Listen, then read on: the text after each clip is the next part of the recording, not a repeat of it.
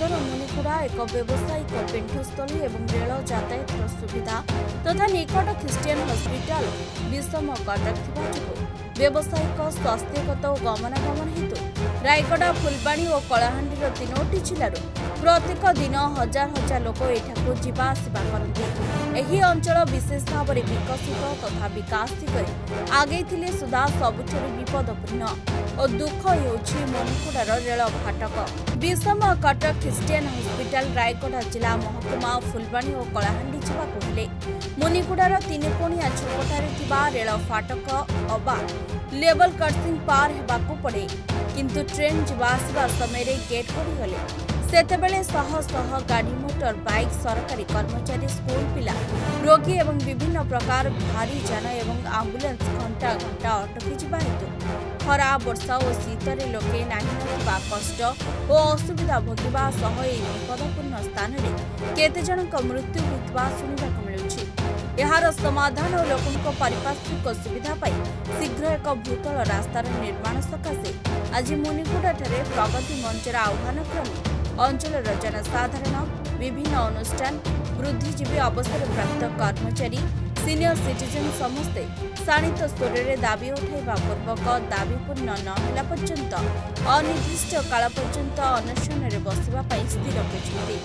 सेमानंकठारु आउरी सुनिबाक मिलुछि जे वर्तमान आमर शाणित स्वर उठिछि पूर्ण नहेले राजविद्रोह होइबो प्रकाश लोके। यहा पूर्व मुनिकुड़ा बणिक संघ मुनिकुड़ा विकास मंच और जनसाधारण तरफ बहुबार दाबी होइछि एवं रेलवे तरफ सुनिबाक मिलुछि जे टेंडर काम सरीछि शीघ्र ओभरब्रिज काम आरंभ हेबो।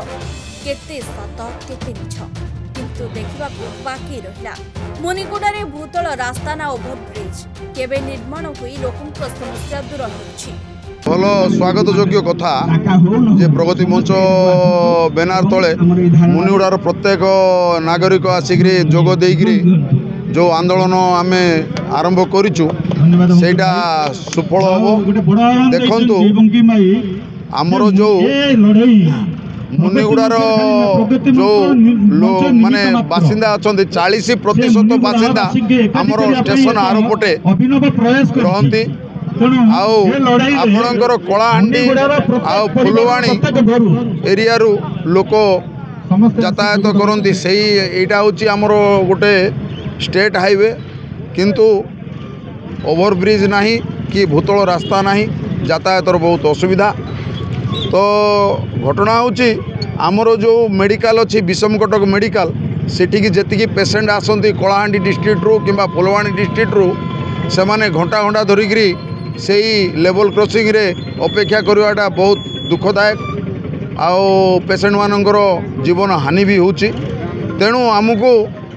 रेलवे आओ आमर स्टेट गवर्नमेंट को आमर अनुरोध जे आमर यही दाबी को जेते चंचल पूरण करेंगे से प्रति दृष्टि देवे आओ आमे अनुरोध करवा छड़ा आ किछि करि परिबु नाही। मु मुनिगुड़ा रे जने अवसर प्राप्त प्रधान शिक्षक सर आज जो प्रगति मंच तरफ जो आपनकर रैली होची से विषय कौन कहे एठारे प्राय दीर्घ मोर जानिया भितर 25 वर्ष है ये भूतल रास्ता आम लगी पड़ू घंटा घंटा धरी लोक मैंने आमर गेट पाखे जगी रहा पड़ुछि बहुत एठारे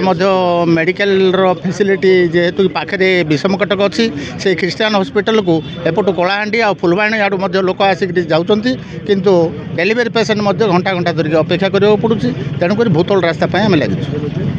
जदि आज आम प्रथम करी यहाँ गोटे 4-5 दिन आम प्रथम कर आरंभ करूँ जदि यहाँ किसी सक्सेस न हो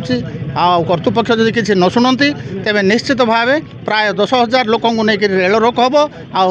तीव्र रूप धारण कर आंदोलन।